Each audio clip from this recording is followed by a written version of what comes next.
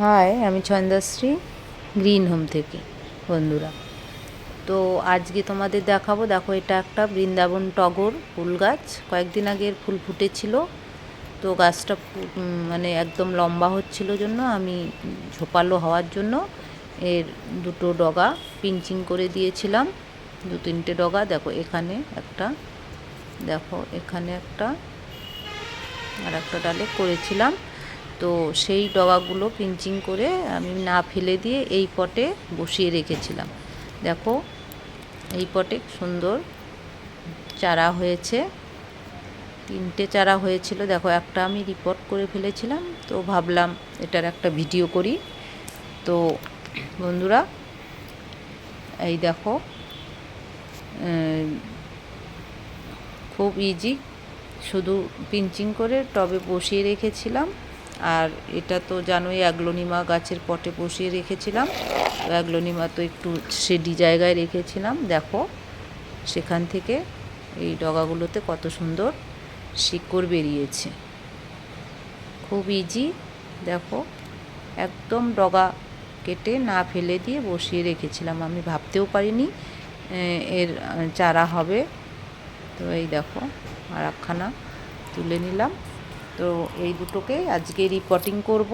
তো বন্ধুরা, তোমাদের কাছে এরকম বৃন্দাবন টগর গাছ থাকলে এরকম ছোট ছোট ডগা পিঞ্চিং করে বসিয়ে দিলে তোমরাও কিন্তু নতুন নতুন আরও অনেক, একটা গাছ থেকে অনেক চারা তৈরি করতে পারবে।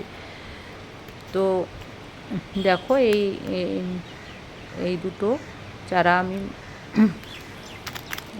ইউজ অ্যান্ড থ্রো গ্লাসে বসিয়ে দিচ্ছি।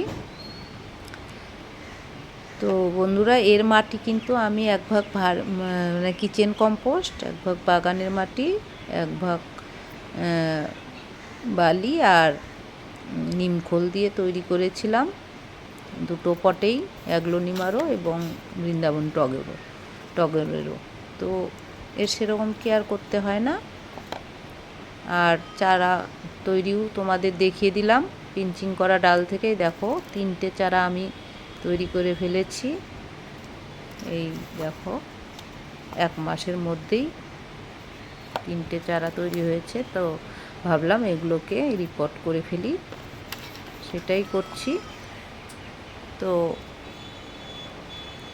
তোমাদের কাছে থাকলে তোমরাও করো বন্ধুরা। এরকম ডাল থেকে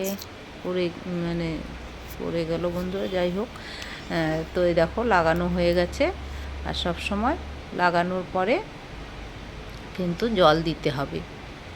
তো আমার লাগানো হয়ে গেল। তো এই দুটো চারা, 3টে চারা লাগানো হয়ে গেছে। তো এগুলোকে কিন্তু আমি কয়েকদিন শেডি এরিয়ায় রাখবো, তারপরে আমি যেখানে রৌদ্র থাকে সেখানে দিব। তো দেখো, এই ছিল আমার একটা ছোট্ট ভিডিও বন্ধুরা। যদি ভালো লাগে অবশ্যই লাইক কমেন্ট করো। যারা নতুন দেখছো আমার চ্যানেলটি সাবস্ক্রাইব করে দিও। তো লাগানোর পরে সব সময় দেখো বন্ধুরা, জল দিতে হয় যে কোনো গাছে। প্রথম দিন ভরপুর জল দিতে হয়। তো আমি স্প্রেয়ার দিয়ে জল দিচ্ছি যতক্ষণ না এই মাটি পুরোপুরি ভিজবে, ততক্ষণ কিন্তু আমি এই চারাগুলোতে জল দিতে থাকবো। তো দেখো কত সুন্দর। এটা আগেই লাগিয়েছি, আর এই দুটো এখনই লাগালাম, দেখতেই পারলে। দেখো, খুব সোজা চারা তৈরি করা এই গাছে। তো ভালো লাগলে আবারও বলছি, লাইক কমেন্ট শেয়ার করো। আর আরও ভিডিও দেখতে হলে আমার পাশে থাকা বেল বাটনটি চেপে দিও। টাটা বন্ধুরা, নেক্সট ভিডিও নিয়ে আবার আসবো।